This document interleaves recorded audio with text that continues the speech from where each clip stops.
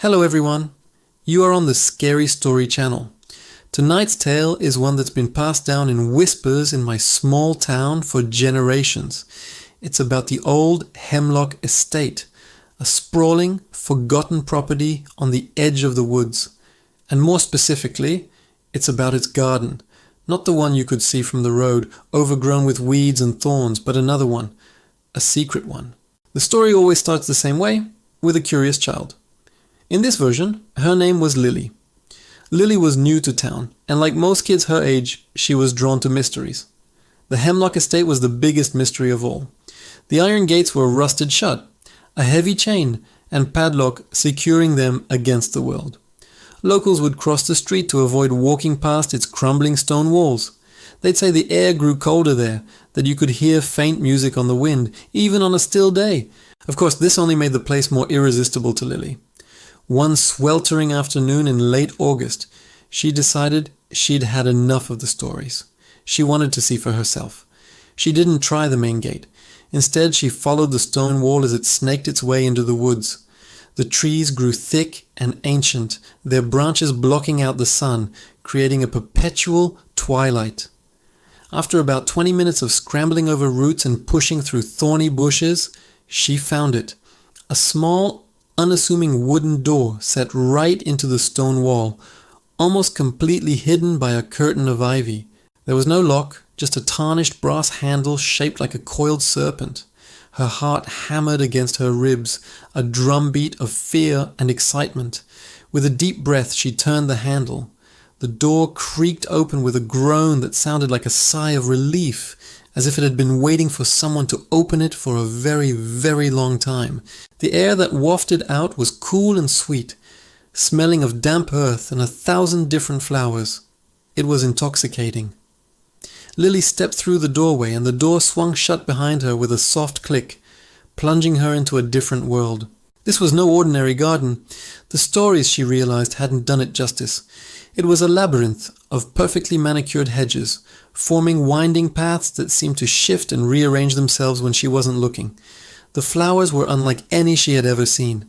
They glowed with a soft, internal light, their colors deep and vibrant, blues that were darker than midnight, reds as rich as blood, and purples that seemed to hold the secrets of the cosmos. Delicate, bell-shaped flowers chimed with a silent melody, and wide, flat blossoms turned to follow her as she walked like 100 unblinking eyes. In the center of the garden, a marble fountain stood, water trickling from the mouth of a stone griffin. But the water wasn't clear. It was a shimmering, silvery liquid that seemed to hum with a strange energy. Lily, parched from her journey, was tempted to drink, but something held her back.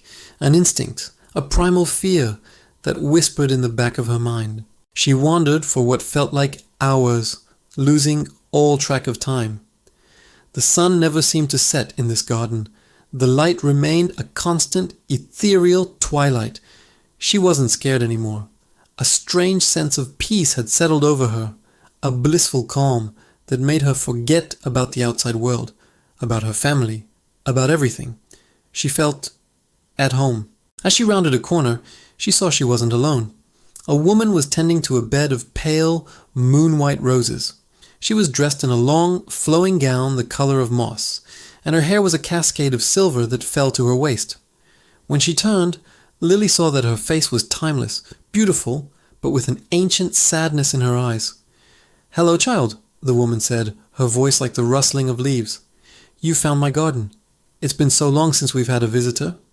"It's beautiful," Lily breathed, her voice barely a whisper. The woman smiled, a slow, sad smile. "It is, but beauty requires nourishment. The soil must be rich, the roots must be fed." She gestured to the roses she was tending. "These are my favorites. They only bloom when they are truly happy." Lily stepped closer, drawn in by the woman's gentle voice. She noticed something odd about the soil around the roses. It was dark and unusually clumpy, and sticking out from the earth near the base of one of the bushes was a small, colorful object, a plastic hair clip, shaped like a butterfly.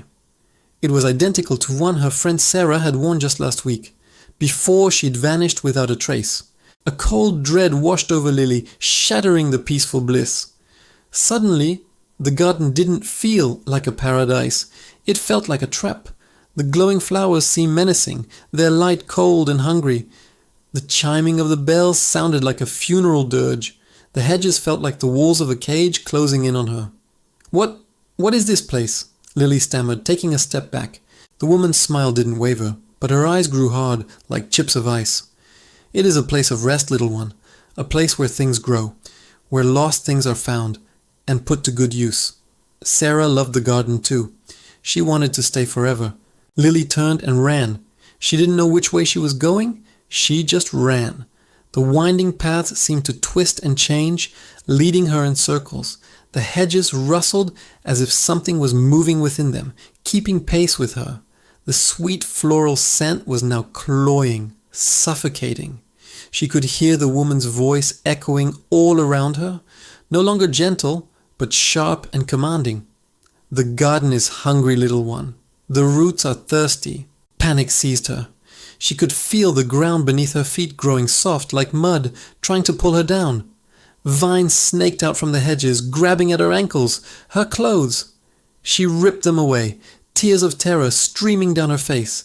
She had to find the door. She had to get out. She could hear a soft humming sound, getting louder and louder. It was the silvery water in the fountain, now bubbling and churning. And then she heard another sound, faint at first, but growing stronger. Children's laughter. But it wasn't joyful laughter. It was hollow, empty, and it seemed to come from the flowers themselves. She stumbled and fell, landing hard on the soft earth. Her hands sank into the ground, and her fingers brushed against something hard and smooth. She pulled it out. It was a small toy soldier, the kind her neighbor Tommy used to carry everywhere. Tommy, who had disappeared a year ago while playing hide-and-seek. With a scream, Lily scrambled to her feet. She saw it then, a flicker of a different light through the hedges, a sliver of the real world's afternoon sun. The door. She sprinted towards it, ignoring the thorns that tore at her skin and the grasping vines that tried to hold her back. The woman's voice was a shriek now, a sound of pure rage and hunger that seemed to shake the very foundations of the garden. Lily slammed into the ivy-covered door and fumbled with the serpent handle. It wouldn't turn. It was stuck. Behind her, the ground was churning, the soil rising up like a wave, and from it, pale hands and faces were beginning to form. The lost children, their eyes empty, their mouths open in silent screams. They were part of the garden now. They were the nourishment. With a final, desperate sob, Lily threw her entire body weight against the door. The old wood splintered, the lock gave way, and she tumbled out, back into the dim woods, landing on a bed of familiar dirt and leaves. She scrambled away, not daring to look back, not until the cold, sweet air of the garden was replaced by the warm, humid air of the forest. When she finally glanced over her shoulder, the door was gone. There was only the solid, ancient stone wall, covered in ivy, as if the door had never been there at all. Lily never told anyone the full story. Who would believe her? They found her wandering in the woods at dusk, covered in scratches, her clothes torn, babbling about a woman and glowing flowers. They said she'd gotten lost and her imagination had run wild. But Lily knew the truth. She knew what happened to the lost children of her town. Sometimes on quiet nights, she thinks she can still smell the faint, sweet scent of those impossible flowers on the breeze. And she knows with a certainty that chills her to the bone that the secret garden is still there, hidden behind the wall, waiting, patiently, and always, always hungry. Thank you for listening to Scary Story. If you enjoyed this tale, please like, share, and subscribe for more chills.